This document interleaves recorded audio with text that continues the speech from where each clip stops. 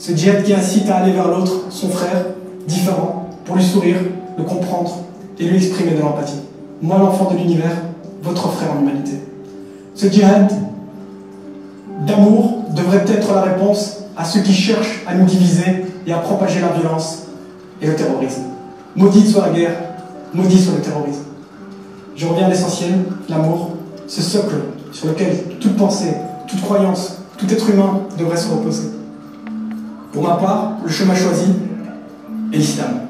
Mais ce chemin, ce sentier, est emprunté par ce que je suis dans un premier temps, un être humain. Être humaniste musulman, c'est accepter, savourer et considérer comme un privilège le fait de vivre dans la diversité. C'est arrêter un moment de regarder vers les cieux et se tourner vers son prochain, lui sourire et le comprendre. En ces temps difficiles et incertains, j'appelle au dialogue et à l'échange. Et plutôt que de nous attarder sur la folie et la haine des uns, tournons-nous vers le génie et la bonté de l'humanité, qui sont et qui resteront les véritables sources d'inspiration et d'espoir pour ceux à qui nous empruntons la terre, nos enfants. Je conclurai par un texte intitulé Allah Akbar, que j'ai écrit peu après la perte de mon épouse. Il s'agit de ma réponse à ceux qui ont détruit ma vie. Allah Akbar pour ceux qui ont compris que Dieu est amour et que le salut de l'homme ne viendra qu'à travers cette force universelle exprimée pour son prochain. Allah Akbar lorsque je souris et je tends la main à toi le juif, l'athée ou le chrétien. Allah Akbar lorsqu'on réprouve la violence et qu'on œuvre pour la paix et l'amitié entre les peuples. Allah Akbar, douce pensée et prière pour toi, Lubna, mon amour, et pour toutes les victimes qui vivront à jamais dans nos cœurs et dans nos mémoires. Merci. So, as I said, that was the first of the campaigns that went viral. Any thoughts on why?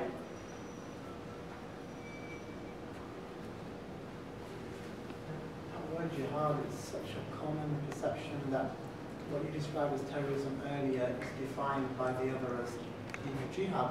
So for A to realize that it's actually Muslims, so-called Muslims killing Muslims is one thing, then to use the word jihad in a positive context, one of the other 12 contexts in which jihad can be used, is a powerful thing. And thirdly, it's just so emotional. Yes, I think you're touching on a very, very important point there.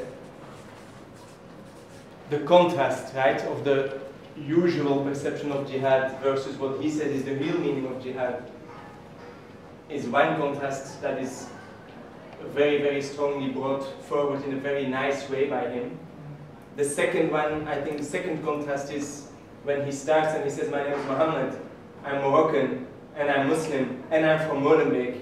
I am from Belgium actually, and Molenbeek is a neighborhood in Brussels where a lot of people joined ISIS actually. It's a very, poor neighborhood, and he's from there. So he said, I'm Mohammed, I'm Muslim, I'm Moroccan, and I'm from Molenbeek, so people think I'm a terrorist, or potential terrorist, but I'm also the husband of Lubna Rafkiri, the love of my life, etc., who died in the tube, right? So that contrast, I think, contrast as a tension catch almost, is very strong. And then the emotional part too. Any other thoughts? Rather than relying on kind of counter figures to popular beliefs, it's all done through emotion, which I think is far more powerful. Mm-hmm. Yes. So I think it's right. Like it's very emotional in a sense because you see he's sincere, right? So I've met him 3 times now, and he's one of the most inspiring people I've ever met. Because despite what happened to him, like what he's saying there is so deeply entrenched in what he believes and what he talks about the whole time when you meet him.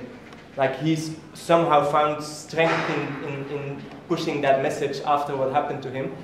But I think finding a sincere message that is emotional is really, really powerful. And whether that's completely separate of the facts or whether you merge some of the facts with that, I think both can work. I think your point about it's Muslims killing Muslims, he didn't say that, but the fact that it's him talking makes that super clear, more than the statistic of like actually 98% of the victims of ISIS in the world have been Muslims. People have heard that maybe, or probably they haven't even heard it because the press doesn't say it.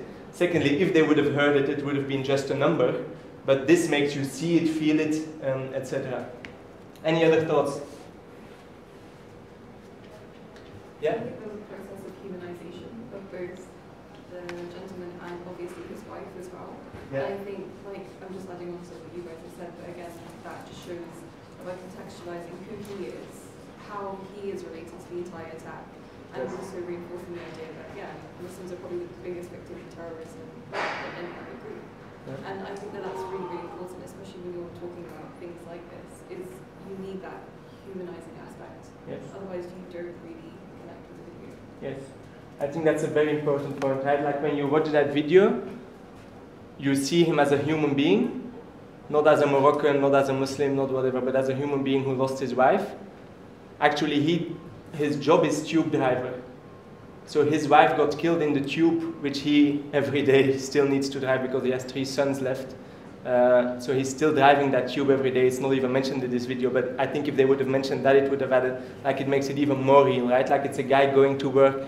So I think that building the potential for empathy from any person watching that video is very high. Right? Great.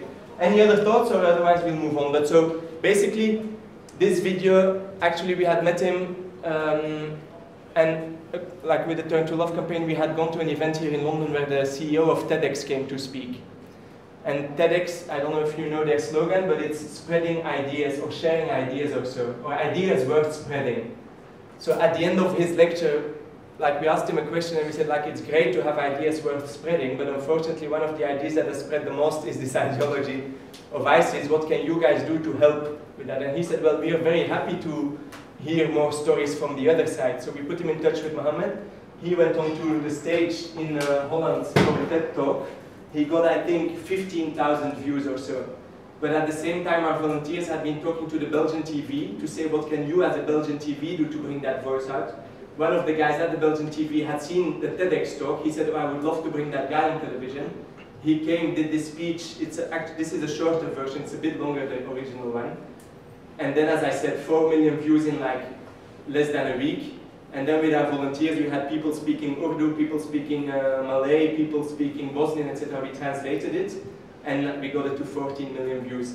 But the point is, there's lots of people with messages like that out there, but the media doesn't go and get them on television normally, because they only bring the voices of hate. So finding those ones and helping them be amplified is a really powerful way of doing it. Then back to the next case study.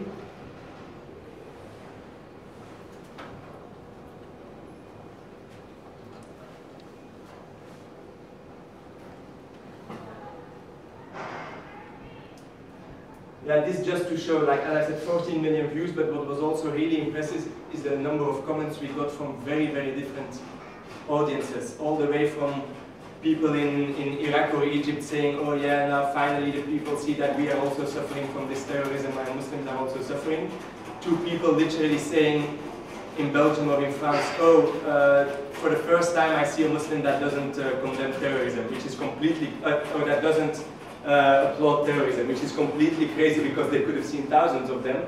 But the fact that we saw these comments shows that the video also reached that audience of the extreme right, the racists, etc. And that little by little you can start changing the way they think about things.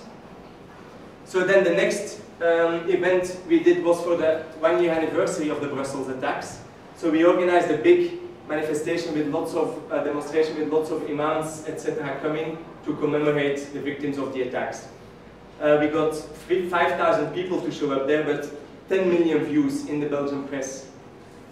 The way that that worked and what really made it work there and the things to keep in mind for future campaigns are A, we got celebrities involved. So we got the 2 biggest Belgian football teams, so Anderlecht and Bruges, for the ones in the room that know football, both participated. Vincent Kompany, who probably several of you know from Manchester City, but the Belgian player, he actually retweeted it. The Belgian Minister of Justice did the Turn to Love sign and tweeted it. So actually with that support from those key influencers and voices, we got it to 10 million views. Again, the key thing we wanted to do there is, a year after an attack, normally the whole press will be dominated by negativity, right? Like terrorism, people were killed, etc. We wanted to shift that voice towards more positive messages of unity, etc. Then, unfortunately, the Manchester attack happened. So when the Manchester attack happened, we went out to Trafalgar Square immediately the same day, and we printed up posters, placards, etc. We went out there, and we got 50 million views. BBC, CNN, The Telegraph, etc. all were there with like reports about the vigil. What made it work there? Mustafa, maybe you want to speak about it. You were there and helped also bring people there. Any thoughts on what made a difference there? I mean, I wasn't actually at this one, but I think the key was responding rapidly and having a lot of visuals out there in terms of being able to show an image. People want to see the contrasting images. So if you can see here, women in hijab, we've got people, ordinary Brits standing together with messages of hope, messages of love. It's a very contrasting message in many ways, and someone said humanizing, really bringing the children, and it's making it very simple.